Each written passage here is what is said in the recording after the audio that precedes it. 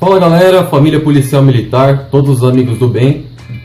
Hoje o nosso vídeo vai ser sobre uma pergunta bem frequente que é recorrente na verdade aí durante a semana pra gente. Eu sou policial militar e bati a viatura. E agora, eu tenho que pagar? Não tenho. Como que funciona isso? Abre-se um processo, eu tenho direito a advogado, tenho direito à defesa. O CTB fala o quê? O Código de Trânsito Brasileiro. Afinal, eu bati a viatura trabalhando, né? Eu bati a viatura porque eu estava indo atender uma ocorrência, ou prender um bandido, ou salvar uma vida. Tem jurisprudência a respeito? Não tem? Como funciona? Hoje a gente vai ficar sabendo, quem vai explicar pra gente é o Dr. Fernando Pittner, que é o meu advogado, e ele é especialista na defesa de policiais militares, tá bom? Ele foi policial militar, então ele sabe bem o que acontece no nosso dia a dia. Eu espero que sane a dúvida e depois eu vou responder as perguntas que você mandou para mim durante a semana. Beleza? Então vamos lá prestar atenção no Dr. Fernando, que eu tenho certeza que vai ser bem esclarecedor pra gente. Vamos lá!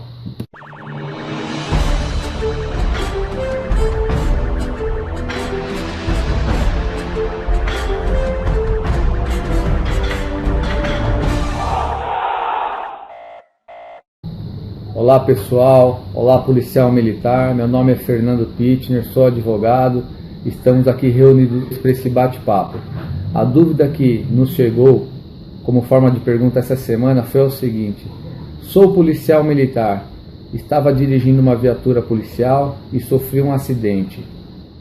Tenho que pagá-la? Vamos lá. Tudo vai depender de caso a caso. Sabemos que inicialmente é instaurada uma sindicância para apurar os fatos, como que ocorreu o acidente, se o policial foi negligente, imprudente e perito, e os danos ao erário público, quais foram em valores ali os danos da viatura policial. Posteriormente a isso, chegando à conclusão de que o policial foi culpado, será remetido à Procuradoria do Estado, que através do seu procurador irá ingressar com uma ação judicial. Lembrando que a sindicância ela ocorre de forma inquisitiva. Ali o policial não vai ter direito ao contraditório. Esse direito dele ele poderá exercer agora através de advogado constituído na ação de cobrança. O advogado irá contestar essa ação. Pois bem, o que tem entendido os nossos tribunais? Que o policial devidamente habilitado e escalado na função de motorista da viatura, ele sofrendo um acidente, será analisado alguns requisitos. Se ele estava em ocorrência policial, se ele estava com os sinais luminosos e sonoros ligados, e qual que era a urgência ali naquela situação. Pois bem, então na contestação e durante a instrução processual, o advogado deverá trazer as provas que comprovem ali que o policial ele estava agindo corretamente. Pois bem, sabemos que o policial ele está no estrito cumprimento ali do dever legal. Então, caso ele venha se envolver num acidente, deverá ser observado. Ele foi negligente? Foi imprudente? Foi imperito? Então isso será provado através de testemunhas dos próprios policiais que compunham ali a equipe policial, Nosso tribunal entende que, se o policial estava no atendimento de uma ocorrência, o Estado não pode atribuir ele esse dano, senão estaria coibindo ali a atitude policial. Imagine o policial agora, todo o risco que ele sofre ali por já inerência ao cargo, ao risco da atividade policial, está sendo cobrado agora. Então isso acabaria inibindo o policial desenvolver sua atividade. O que tem se entendido é que, se ele agiu, conforme eu disse anteriormente, com cautela, com sinais luminosos e sonoros ligados, a todo tempo radiando o Copom sobre a ocorrência, ele não deverá pagar essa viatura. Isso são decisões judiciais. Sabemos que a sindicância ela é presidida por um tenente, ou por um capitão, e de forma inquisitiva. Já na ação judicial não. Através do advogado, o policial militar poderá se defender.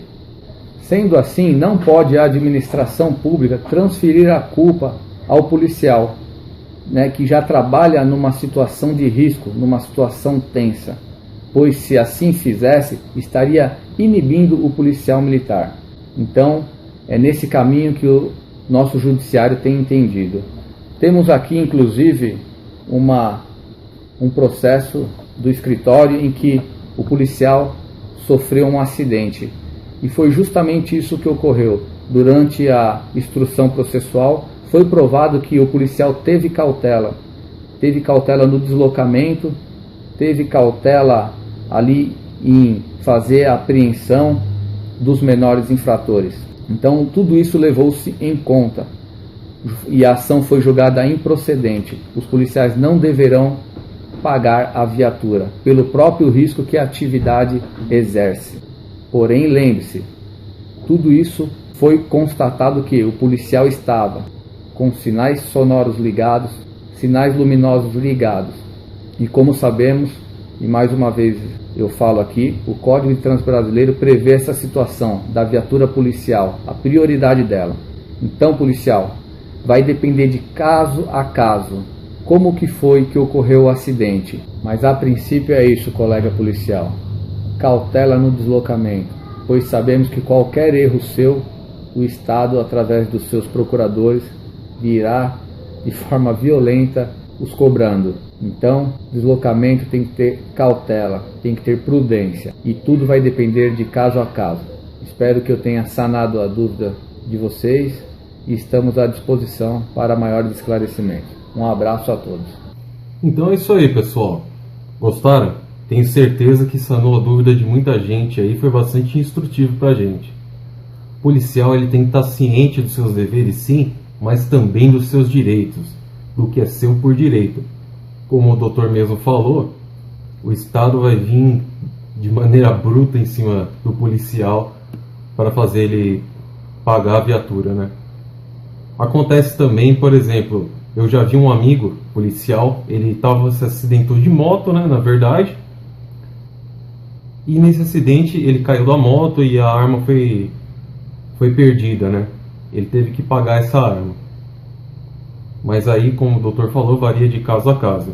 O importante é o policial militar não ter medo de procurar os seus direitos, e lutar pelos seus direitos não é crime. Então consulte sempre o seu advogado para qualquer procedimento disciplinar que você esteja sujeito ou que você esteja respondendo. Beleza?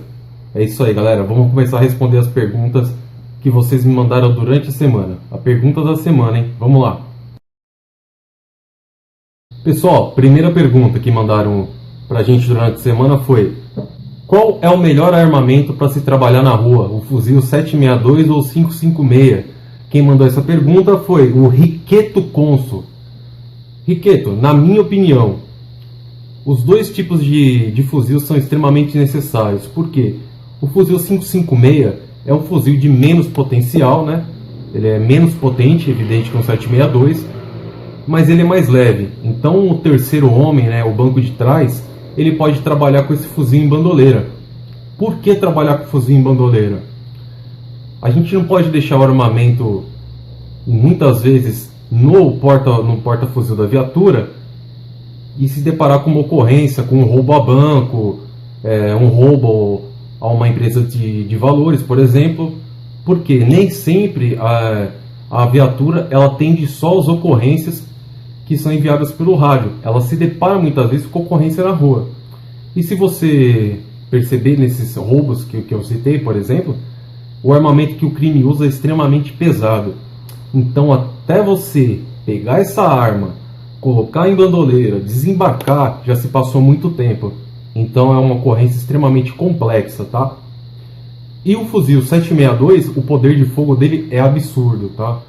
Dificilmente você vai achar um carro ou um carro forte mesmo com uma blindagem que consiga conter um tiro de 762. É uma arma extremamente potente. Então eu acho que as duas armas são extremamente necessárias para o trabalho policial. A segunda pergunta que mandou para a gente foi Lucas Barreto. E ele me pergunta: como eu faço para poder trabalhar na polícia militar fazendo a segurança do governador, do secretário de segurança pública ou trabalhar na corregedoria? Lucas, é o seguinte, Quando você presta a prova para a polícia, existe um edital e nele está escrito todas as regras que você, ou requisitos que você precisa ter para ser apto a se tornar um policial, e também está especificado a área de atuação para onde você vai depois que você se formar, certo?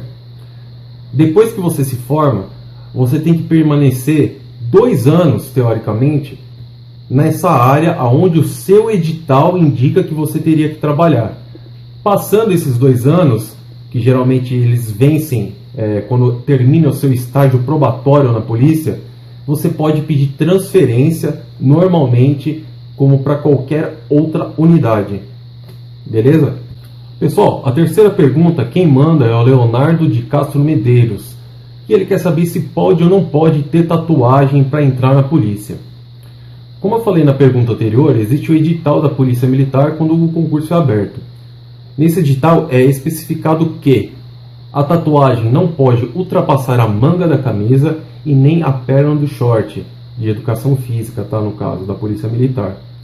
Isso é uma regra, né, natural do militarismo.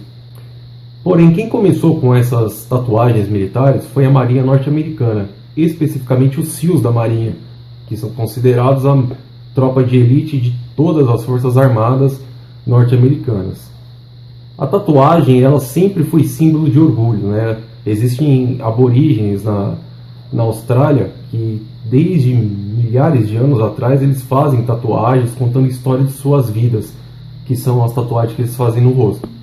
Especificamente para a Polícia Militar, quando você é reprovado por causa de uma tatuagem, você pode entrar com mandado de segurança e quem desenvolve esse processo para você é um advogado. Então, quando você é reprovado por causa de uma tatuagem, você pode entrar com esse mandado de segurança. Se não falha a memória, são 120 dias que você tem para entrar com esse mandado. Por quê? Eu já vi turmas de alunos da Polícia Militar que eram compostas exatamente por alunos que tinham tatuagem e foram reprovados e entraram com recurso. E o juiz de direito entendeu que não era motivo para eles não serem aprovados no concurso, sendo que em todas as outras etapas eles foram considerados aptos. Então é isso aí, beleza? Pessoal, a quarta pergunta quem mandou é o Pequeno. E ele pergunta como é o treinamento dos policiais quando chega no batalhão da rota. Pequeno, quando o policial chega no batalhão da rota, primeiro ele tem que conhecer a rotina do batalhão.